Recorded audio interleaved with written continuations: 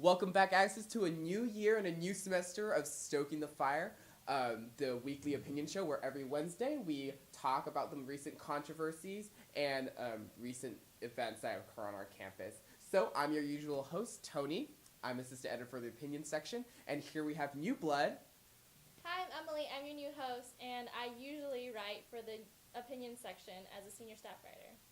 Yeah, and so we're going to be bringing you the recent controversies and kind of the dialogue about what happened every Wednesday. So this week we're going to be talking about a recent incident which involved a transgender student in a locker room at the Arc. So allegedly what happened was the transgender student was in the locker room when another man, came up to him and said, "You don't belong here." So what happened was the transgender student brought a staff member in which allegedly the staff member tried to appease the aggressor of the situation.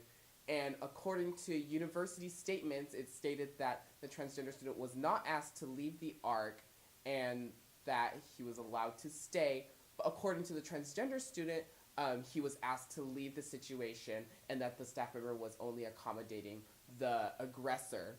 So my take on the whole issue is I feel like in the instance of this situation that the ARC should have done more to accommodate the transgender student.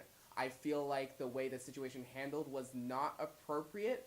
According to the rules of conduct for the ARC, it says that if someone kind of acts out of conduct or harasses another member at the ARC or doesn't respect each other, then the person who is the aggressor is asked to leave the situation, which didn't happen in this case. In this case, the transgender student had to leave the ARC and the aggressor was left behind, which I think isn't something that should have happened. I feel like the ARC should have punished the aggressor a little bit more.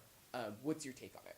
I don't think anyone's really to blame in this situation, just because transgender rights have been in the news for a while, but have been recently in mainstream media. And I think a lot of people don't know how to handle transgender issues. So, that the aggressor guy who told him that he couldn't be in the locker room is obviously transphobic, and you don't have to be violent towards someone that shares or has a different sexual orientation or sexual whatever than you. And I think that the staff at the ARC didn't really know how to handle it either, just because not a lot of problems like that arise often, so you don't really know how to handle it. And I obviously think that the transgender student shouldn't have been asked to leave if he was asked. Mm-hmm. Yeah, I agree with you. I think it's an issue of education. I understand where the staff member is coming from. Maybe this is the first time this has ever occurred to the staff member, so he or she didn't know how to kind of gauge the situation, know what to do. So I guess the natural response was to appease the person who was the aggravator to calm the situation down.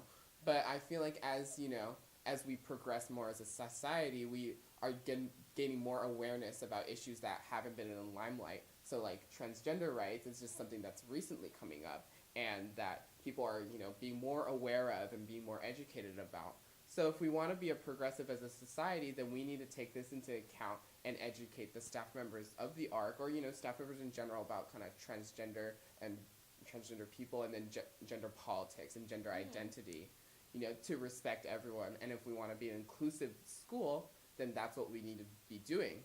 So, but, it's recently happening, transgender training with the police, which is pretty cool. SDSU police, which is doing transgender training, how to better handle situations and be more sensitive to transgender, the transgender community. Yeah, and it's a step forward, but I feel like we have a long way to go, as a society. So, what's your take on it? So, thank you so much for listening. We'll catch you next week on Stoking the Fire. Bye! Bye!